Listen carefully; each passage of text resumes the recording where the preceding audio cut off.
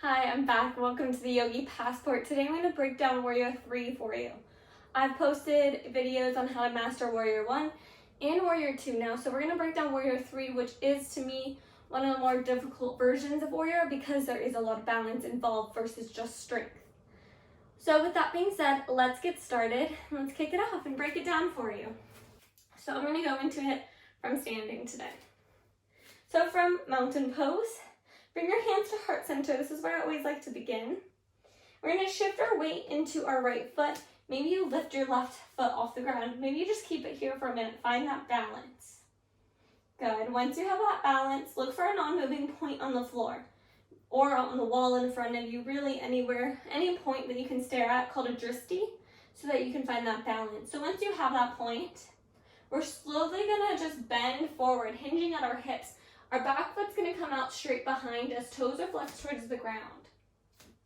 We're becoming parallel with the earth. So something we see often here is our hips twist open. We want them to keep our hips squared towards the earth. The other thing is sometimes we just see our ankle going a little crazy. So our back foot, instead of it pointing down, it's actually pointing towards the side. So we actually want to keep our toes flexed towards the earth, hips squared to the ground here. Once you're there, you have a couple different variations you can do with your arms. So you can keep them at heart center. You can bring them behind you, which is often called airplane arms, or you can bring them out in front of you. I find in front of you is actually more difficult, but it does help me keep into one plane better. So with that being said, remember these couple tips. Square your hips to the ground, toes are flexed towards the earth. Find your balance, most importantly, and keep your chest not too low to the ground and not too high. Again, we're trying to get as parallel as possible. Let's break down Warrior 3 for you. So starting in standing on your right leg, you're going to shift your weight into that right leg. Little to no weight in my left leg at this point. Find a non-moving point, probably, I would say, 2 feet in front of your mat. And that non-moving point is going to be your drishti today. So it's going to be that stable point that you can stare at, you can focus on, concentrate on, so that way you can keep your balance.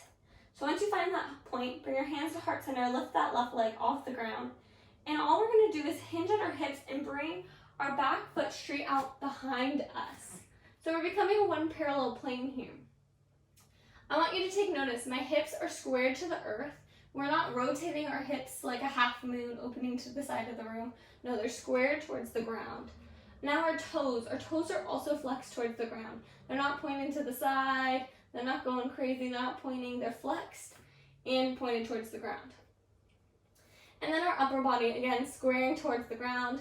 Our body should really just be parallel. And then we have a couple options with our hands. You can keep them at heart center. You can swing them behind you for airplane arms. Or you can bring them out in front of you. I find that having them out in front of me is more challenging. However, it does keep me more stable in one long plane. So give those a try it out. Let me know how it goes. I hope you enjoyed that Warrior 3 breakdown. Again, it's really focused on balancing and still strengthening that standing leg. Make sure that you keep your hips squared to the ground, toes flexed towards the earth. Comment below if you have any questions. Give it a subscribe or a thumbs up. And then lastly, if you are interested in more content or more tips and tricks, go check out my Instagram, the Yogi Passport, and I will look forward to connecting with you there. Enjoy your journey and have a wonderful day. Namaste.